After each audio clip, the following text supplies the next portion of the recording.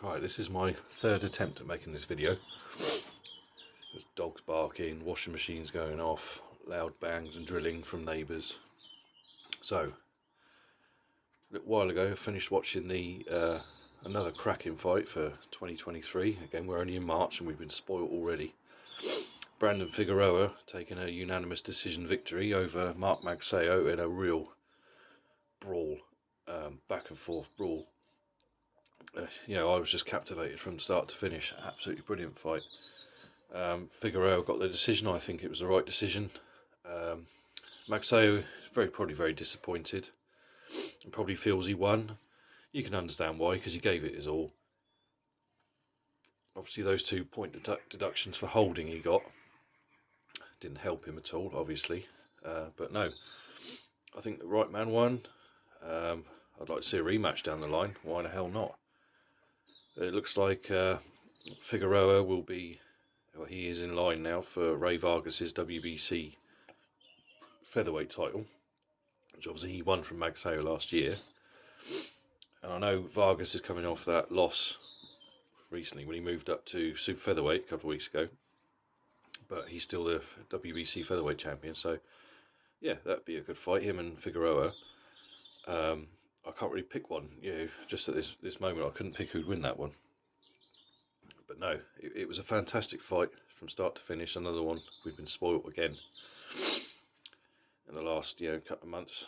And no, I thoroughly enjoyed it. Really good fight, real good back and forth action, great exchanges. I mean, you could see the faces, their faces. I watched the press conference. I saw an interview, IFL TV. I believe it was IFL, whoever it was anyway. I watch so much stuff I forget what channel it's from. And both guys were bruised and battered around the eyes. So you can see what a brawl it was. So no, I thoroughly enjoyed that one. Really good fight. And over here in the UK last night, Davies broke down and stopped Ritson in the 9th round with an absolute devastating left hook to the ribs, and it folded Ritson up. He was on the floor gasping for air. He was done, and he was down for several minutes afterwards. So I mean, I liked Ritson. He was good at British level, but unfortunately he's not world level. He's not world class. I don't think he ever will be. That's 2 knockouts he's suffered. Plus, he's totally outclassed at European level.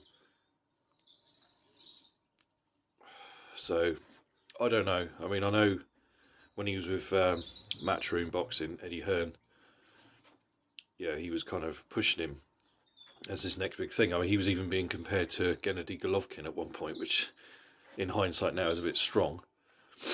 But at the time, I mean, he was blasting through the local talent in Britain. He was British champion.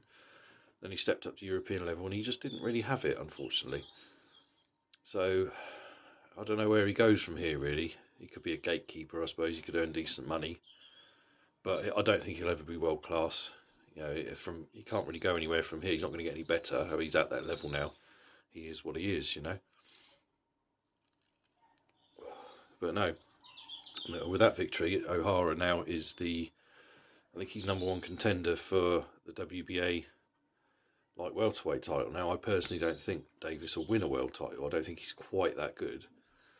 But it's nice, being from the UK, it's nice to see a Brit in the mix and getting these opportunities. I mean, I'm always going to have that bias.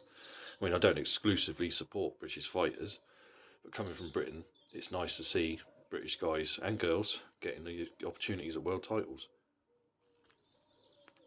So, and also this morning I saw it looks like it's pretty much 100% concrete. Haney will defend his undisputed lightweight titles against Lomachenko on May the 20th in Las Vegas, I believe. So that'll be a good one. I personally think Lomachenko's on the slide. That's just my opinion. I think Haney, and this is my opinion, and a lot of people will disagree with me, and I don't care because it's my opinion. We're all entitled to our opinions, as I always say. I think Devin Haney, in years to come, will be pound for pound the #1 guy. I really do believe that. Between him and Shakur Stevenson, and they could fight one day, you know. Stevenson's just recently vacated his, well, this year, vacated his super featherweight titles, and he's moving up. He's expressed interest in possibly fighting Haney one day. So it's between those two, in my opinion. I don't think a fight between those two would be particularly entertaining because they're both counter punchers.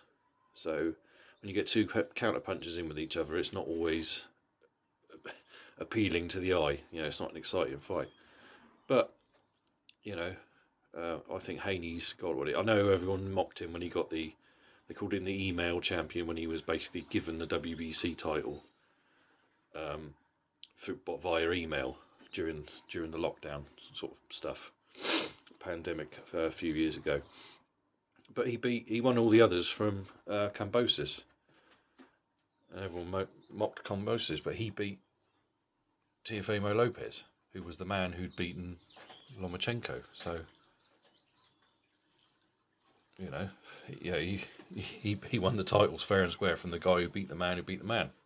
But obviously, Lopez beat Lomachenko a few years ago. So, you know, I understand why people kind of mock Haney and, you know, don't really rate him sometimes. But at the same time, you've got to just look at the guy. Yeah, he took a couple of punches. You know, he got buzzed a little bit by Linares, but overall, he's pretty much dominated everybody he's been in the ring with. Those two fights with Kambosos last year, George Kambosos barely touched him. You know, he was made to look ordinary, and he's a decent fighter. You know, his victory over Lopez, he was a monster.